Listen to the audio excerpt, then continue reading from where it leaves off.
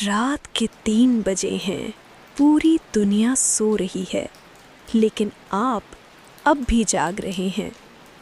ये खामोशी, ये अंधेरा, ये सन्नाटा कुछ तो कह रहा है। स्वागत है आपका इट्स 3 AM में। यहाँ हम सुनाते हैं वो कहानियाँ जो नींदें उड़ा दे, जो दिल की धड़कनें बढ़ा दे, जो अंधेरे में छुपे सच को उजागर कर दे। सच्ची डरावनी घटनाएं, मन को हिला देने वाली हॉरर स्टोरीज, भूत प्रेत टोने टोटके और लोक कथाएं, और वो सब जो अंधेरे में सिर्फ महसूस किया जा सकता है। अगर हिम्मत है तो सब्सक्राइब कीजिए, क्योंकि रात के 3 बजे असली कहानियाँ शुरू होती है। गहरी सांस लीजिए, अंधेरे में उतरने का वक्त आ गया है। चलिए शुरू करते हैं। वृक्ष का रहस्य। गांव रूपनगर अपने नाम के अनुसार सचमुच रूपवान था। चारों ओर हरी भरी पहाड़ियाँ, कलकल करती नदियाँ और लहलहाते खेत, सब कुछ आँखों को सुकून देने वाला था। लेकिन इस गांव के एक किनारे, जहां खेत खत्म होते थे और घने जंगल की शुरुआत होती थी, वहां एक विशाल सदियों पुराना बरगद का पेड़ खड़ा था। ये पेड़ इतना पुराना था कि इसकी जड़ें ज़मीन में गहरी धंस चुकी थीं और इसकी शाखाएं दूर दूर तक फैली हुई थीं, मानो पूरा जंगल उसी से शुरू होता हो। गांव वाले इस पेड़ को बूढ़ा बरगद कहते थे, लेकिन कोई भी इसके पास जाने की हिम्मत नहीं करता था, खासकर सूरज ढलने के बाद। बूढ़े बरगद के बारे में गांव में कई कहानियां प्रचलित थीं। कुछ कहते थे कि ये पेड़ हजारों साल पुराना है और इसने कई युगों को देखा है। कुछ और कहानियां थीं जो डर पैदा करती थी। लोग कहते थे कि इस पेड़ में एक रहस्यमयी आत्मा का वास है, जो रात में भटकती है और जो भी इसके पास जाता है उसे अपने साथ ले जाती है। बच्चों को अक्सर उनके बड़े बूढ़े बरगद के पास जाने से मना करते थे, और इस चेतावनी के पीछे कई दर्दनाक घटनाएं थीं जिन्हें गांव वालों ने अनुभव किया था। गांव के बड़े बुजुर्गों की आंखों में उस पेड़ के प्रति एक अजीब सा भय और सम्मान दोनों दिखाई देता था। हर पूर्णिमा की रात पेड़ के आसपास एक अजीब सी नीली रोशनी दिखाई देती थी, जिसके बाद अक्सर गांव से कोई न कोई व्यक्ति लापता हो जाता था। ये घटनाएं इतनी आम हो चुकी थीं कि गांव के हर घर में रात होते ही दरवाजे और खिड़कियां कसकर बंद कर लिए जाते और अंधेरा होने से पहले ही सब अपने घरों में दुबक जाते थे। बच्चों को डर के मारे खेलने के लिए भी बाहर नहीं भेजा जाता था, और माएँ अपने बच्चों को गोद में लेकर बूढ़े बरगद की दिशा में देखने से भी कतराती थीं। ये सिर्फ एक कहानी नहीं थी, ये उनकी कड़वी सच्चाई थी। कहानी की शुरुआत होती है एक युवा और उत्साही पत्रकार समीर से। समीर शहरी जीवन से ऊब चुका था और कुछ नया, कुछ रोमांचक ढूंढ रहा था। उसे एक पुरानी पत्रिका में रूपनगर और उसके बूढ़े बरगद की कहानियों के बारे में पढ़ने को मिला। रहस्य और रोमांच की भूख ने उसे रूपनगर की ओर खींच लिया। वो गांव में आया और एक छोटे से गेस्ट हाउस में रुक गया। गेस्ट हाउस का मालिक एक शांत स्वभाव का व्यक्ति था, जिसने समीर का स्वागत तो किया, लेकिन जब समीर ने बूढ़े बरगद के बारे में पूछा तो उसके चेहरे पर भी वही जानी पहचानी खामोशी छा गई। पहला दिन समीर ने गांव के लोगों से बातचीत करने की कोशिश की। उसने बूढ़े बरगद के बारे में पूछा, लेकिन गांव वाले तुरंत चुप हो जाते थे। उनके चेहरों पर डर साफ नजर आता था। एक बूढ़ा किसान, जिसने अपना नाम रघु बताया, समीर के पास आया। बाबूजी, आप शहरी लगते हैं, इस पेड़ के चक्कर में मत पड़िए, ये पेड़ अच्छा नहीं है, इसने कई लोगों को निगल लिया है। रघु की आवाज़ में इतनी गंभीरता थी कि समीर को कुछ पल के लिए अजीब सा महसूस हुआ, लेकिन उसकी जिज्ञासा उस डर पर हावी हो गई। रघु ने उसे बताया कि पिछले कुछ सालों में गांव के कई जवान लड़के और लड़कियां गायब हो चुके हैं और उनका कोई सुराग नहीं मिला। ये सभी घटनाएं रात में पेड़ के आसपास ही हुई थी। समीर ने रघु की बातों को अंधविश्वास मानकर टाल दिया। उसे लगा कि ये सिर्फ पुरानी कहानियां हैं जो डर पैदा करती हैं। लेकिन जैसे जैसे शाम ढलती गई, उसे गांव में पसरी अजीब सी खामोशी महसूस होने लगी। सूरज ढलते ही गांव की गलियां सूनी हो जाती थीं और घरों के दरवाजे बंद हो जाते थे। कोई भी रात में बाहर निकलने की हिम्मत नहीं करता था। हवा में एक अजीब सी उदासी और भय का मिश्रण था, जिसे समीर ने पहले कभी महसूस नहीं किया था। उसे लगा जैसे पूरा गांव एक अदृश्य कारागार में बंद हो। समीर ने अगले दिन बूढ़े बरगद के पास जाने का फैसला किया। सुबह हुई और वो अपने कैमरा और नोट्स के साथ पेड़ की ओर निकल पड़ा। गांव से जंगल की ओर जाने वाला रास्ता सुनसान था। हवा में एक अजीब सी उमस थी और जंगल के पक्षियों की आवाज़ भी सामान्य से ज़्यादा धीमी लग रही थी। जैसे जैसे वो पेड़ के करीब आता गया, उसे महसूस हुआ कि आसपास की हरियाली और घनी होती जा रही है, मानो सूरज की रोशनी भी वहां जाने से डरती हो। पेड़ वाकई विशाल था। उसकी जड़ें जमीन से बाहर निकली हुई थीं, जो किसी सांप की तरह लिपटी हुई थीं और इतनी मोटी थीं कि उन पर बैठकर आराम किया जा सकता था। पत्तियां इतनी घनी थीं कि सूरज की रोशनी भी मुश्किल से अंदर आ पाती थी, जिससे पेड़ के नीचे का हिस्सा हमेशा धुंधला और अंधेरा रहता था। पेड़ के तने पर अजीबोगरीब आकृतियां बनी हुई थीं, जो किसी प्राचीन लिपि जैसी दिखती थीं, मानो किसी ने उन पर सदियों पहले कुछ रहस्यमय संदेश लिखे हों। समीर ने पेड़ के चारों ओर घूमकर तस्वीरें लीं। उसे एक अजीब सी ठंडक महसूस हुई, जैसे पेड़ के पास की हवा में कुछ अलग हो, एक भारीपन जो सांस लेना मुश्किल बना रहा था। उसने तने पर हाथ फेरा और उसे लगा जैसे पेड़ की छाल में कोई धड़कन महसूस हो रही हो, एक धीमी लेकिन लगातार धड़कन, जैसे पेड़ कोई विशाल जीवित प्राणी हो। उसे अपने सिर में एक हल्का सा चक्कर भी महसूस हुआ, जैसे किसी अदृश्य शक्ति का दबाव उस पर पड़ रहा हो। ये सब उसे रोमांचक लग रहा था, एक ऐसी कहानी जो दुनिया को बताने लायक थी, एक ऐसा रहस्य जो उसकी पत्रकारिता की प्यास बुझा सकता था। शाम को समीर वापस गेस्ट हाउस आया और अपने नोट्स बनाने लगा। उसने दिन की घटनाओं को लिखा, लेकिन उसे कुछ अजीब लगा। उसने जो तस्वीरें ली थीं, उनमें से कुछ धुंधली थीं, मानो किसी अदृश्य शक्ति ने कैमरे को हिला दिया हो। उसे लगा कि ये सिर्फ तकनीकी खराबी है, लेकिन मन ही मन उसे एक अजीब सी बेचैनी महसूस हुई। रात में उसे नींद नहीं आई। उसके कानों में बार बार पेड़ की धड़कन और हवा में महसूस हुई वो अजीब सी ठंडक गूंज रही थी। अगली रात समीर ने एक साहसिक निर्णय लिया। वो रात में बूढ़े बरगद के पास जाने वाला था। उसे पता था कि गांव वाले ऐसा करने से मना करेंगे, लेकिन उसकी पत्रकारिता की भावना उसे रोक नहीं पा रही थी। उसे लगा कि असली कहानी तो रात के अंधेरे में ही छुपी होगी। उसने अपनी टॉर्च, कैमरा और एक मजबूत डंडा ले लिया। आधी रात को जब चारों ओर सन्नाटा पसरा हुआ था और सिर्फ झींगरों की आवाज़ सुनाई दे रही थी, वो चुपचाप गेस्ट हाउस से निकला और बूढ़े बरगद की ओर चल पड़ा। चांदी रात थी, लेकिन घने बादलों ने चांद को ढक रखा था, जिससे रास्ता और भी अंधेरा लग रहा था। अंधेरे में पेड़ और भी विशाल और भयानक लग रहा था। उसकी शाखाएं रात के आसमान में किसी डरावने राक्षस के हाथों जैसी दिख रही थीं, जो उसे अपनी ओर बुला रही थीं। समीर धीरे धीरे पेड़ के पास पहुंचा। हवा एकदम शांत थी, एक पत्ता भी नहीं हिल रहा था।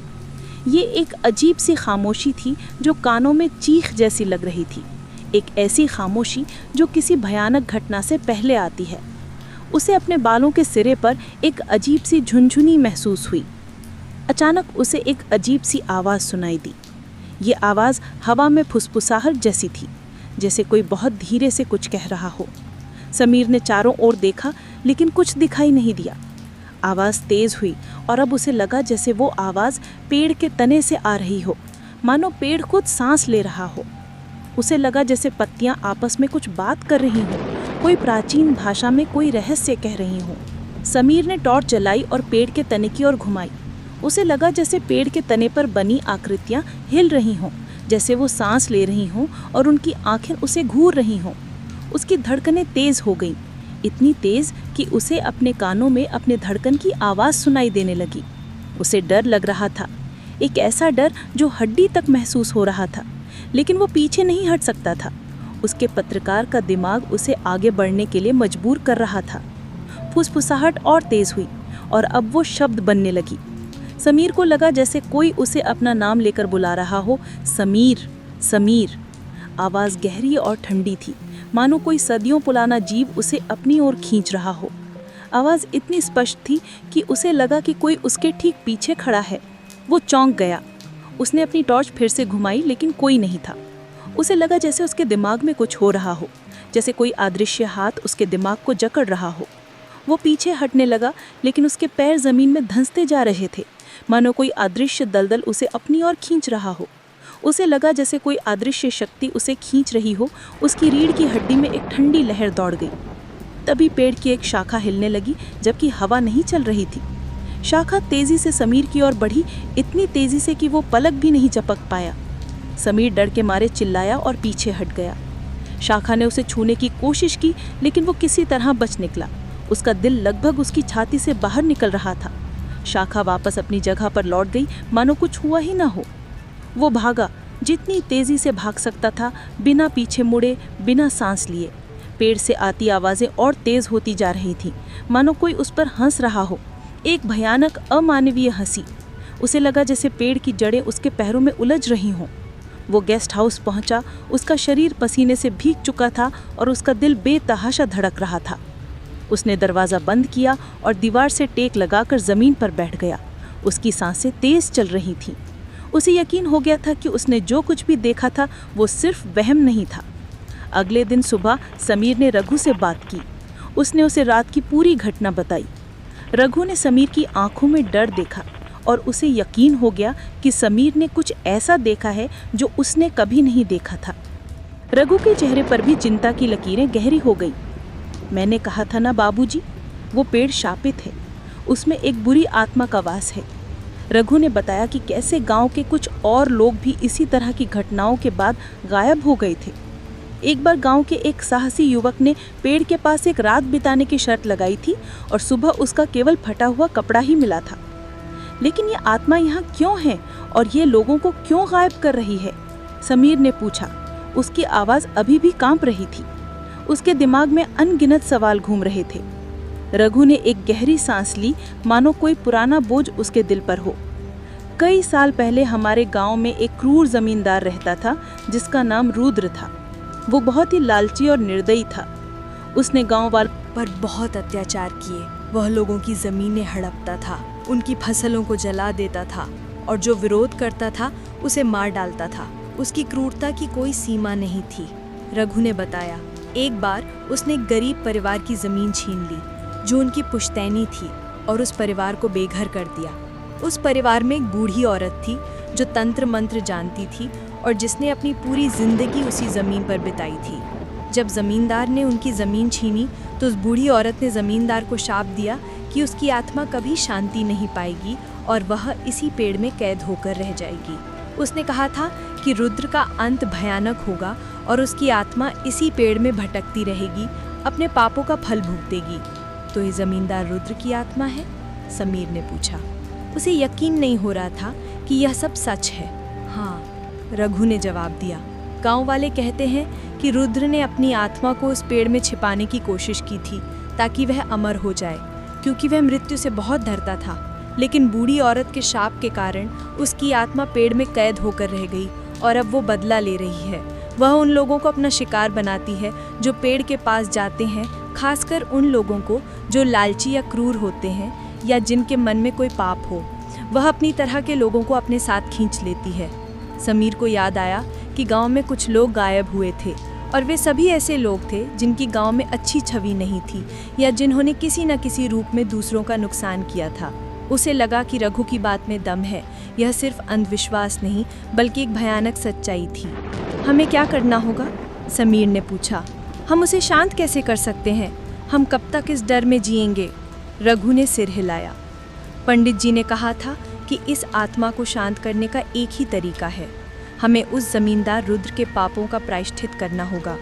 हमें गांव वालों को इकट्ठा करना होगा और पेड़ के पास एक बड़ा यज्ञ करना होगा जिसमें गांव के सभी लोग शामिल हों और अपनी आत्मा की शुद्धता का संकल्प लें। यह यज्ञ उसके पापों को धो सकता है और उसकी आत्मा को मुक्ति दिला सकता है। समीर ने रघु की बात मान ली। उसने गांव वालों को इकट्ठा करने में मदद की। पहले तो गांव वाले डर रहे थे, यज्ञ में शामिल होने से कतरा रहे थे, लेकिन जब समीर ने उन्हें समझाया कि यह उनकी आखिरी उम्मीद है कि उन्हें इस डर से हमेशा के लिए आज़ाद होना है, तो वो मान गए। धीरे धीरे डर की जगह उम्मीद ने ले ली। अगले दिन गांव के सभी लोग बूढ़े बरगद के पास इकट्ठा हुए। पूरा गांव वहां मौजूद था।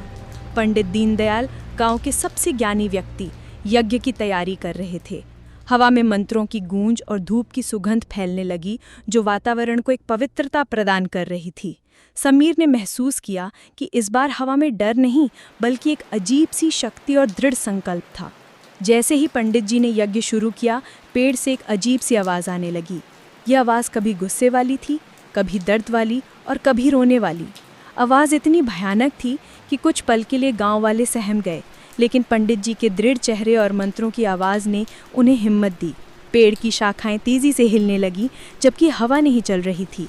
ऐसा लगा जैसे पेड़ में कोई बड़ा तूफान आ गया हो, जैसे पेड़ खुद अपनी जकड़ से आज़ाद होने की कोशिश कर रहा हो। समीर ने देखा कि पेड़ के तने पर बनी आकृतियाँ और ज़्यादा स्पष्ट हो रही थीं और उनमें से एक लाल रंग की चमक निकल रही थी, मानो रुद्र की आत्मा खुद को जाहिर कर रही हो, अपनी अंतिम शक्ति से विरोध कर रही हो। चमक इतनी तेज़ थी कि आंखों को चुभने लगी। पंडित जी ने बिना डरे अपने मंत्रों का उच्चारण जारी रखा। उनकी आवाज़ और तेज़ हो गई थी। गांव वालों ने अपनी आंखें बंद कर ली थी और वे भी पंडित जी के साथ मंत्रों का जाप कर रहे थे। उनकी सामूहिक शक्ति वातावरण में फैल रही थी। उनका डर अब विश्वास में बदल रहा था, एक ऐसा विश्वास जो किसी भी आत्मा को पराजित कर सकता था। अचानक पेड़ से एक जोरदार भयानक चीख सुनाई दी, इतनी तेज़ कि पूरा जंगल गूंज उठा और आसपास के पहाड़ भी कांप उठे। पेड़ की शाखाएं तेजी से हिलने लगी और कुछ पत्तियां और डालियां नीचे गिरने लगी, मानो पेड़ खुद अपने अंदर की बुराई को बाहर फेंक रहा हो। लाल चमक और तेज़ हुई, एक अंतिम विस्फोट के साथ, और फिर धीरे धीरे कम होने लगी, जैसे कोई दीपक बुझ रहा हो। चीख धीमी पड़ गई और फिर पूरी तरह शांत हो गई। पेड़ की शाखाएं हिलना बंद हो गई, तने पर बनी आकृतियों की चमक भी खत्म हो गई और वे फिर से सामान्य पत्थर की तरह लगने लगी। हवा में फिर से शांति छा गई, लेकिन इस बार यह शांति डर वाली नहीं बल्कि सुकून वाली थी। एक ऐसी शांति जो एक लंबे युद्ध के बाद आती है। पंडित जी ने यज्ञ समाप्त किया। उन्होंने समीर और गांव वालों की ओर देखा। उनके चेहरे पर संतोष और शांति का भाव था। रुद्र की आत्मा शांत हो गई है, उन्होंने कहा। उनकी आवाज़ में विजयी स्वर था। तुम्हारे सामूहिक प्रयास और शुद्धता के संकल्प ने उसे मुक्ति दिलाई है। अब वह यहाँ किसी को परेशान नहीं करेगी। गांव वाले राहत की सांस ली। उनके चेहरे पर अब कोई डर नहीं था, बल्कि एक अजीब सी शांति और खुशी थी, जैसे उन्होंने एक नया जीवन पा लिया हो। उन्होंने समीर को धन्यवाद दिया, जिसने उन्हें इस डर से आज़ाद किया था और उन्हें यह विश्वास दिलाया था कि मिलकर वो किसी भी चुनौती का सामना कर सकते हैं। समीर ने पेड़ की ओर देखा। पेड़ अब पहले जैसा भयानक नहीं लग रहा था। उसकी शाखाएं अब शांति से फैली हुई थी और पत्तियां हवा में धीरे से सरसरा रही थीं, मानो पेड़ खुद समीर को धन्यवाद दे रहा हो। उसे लगा जैसे पेड़ ने उसे एक नया रहस्य दिया हो, एक ऐसा रहस्य जो सिर्फ उसकी डायरी में नहीं बल्कि उसके दिल में भी हमेशा के लिए दर्ज हो गया है। एक ऐसी सीख कि दुनिया में ऐसी शक्तियाँ भी हैं जिन्हें सिर्फ आस्था और हिम्मत से ही समझा जा सकता है, और कभी कभी सबसे बड़ी शक्ति मानव की एकता में होती है। और रूपनगर अब सचमुच एक ऐसा गांव बन गया था जहां वृक्ष का रहस्य एक डरावनी याद के बजाय एक ऐसी कहानी बन गया था जो यह बताती थी कि अच्छाई हमेशा बुराई पर विजय प्राप्त करती है, खासकर जब लोग एक साथ खड़े हों और अपने डर का सामना करें। ये कहानी पीढ़ियों तक सुनाई जाती रहेगी, सिर्फ एक डरावनी कथा के रूप में नहीं बल्कि साहस और एकता की एक प्रेरणा के रूप में।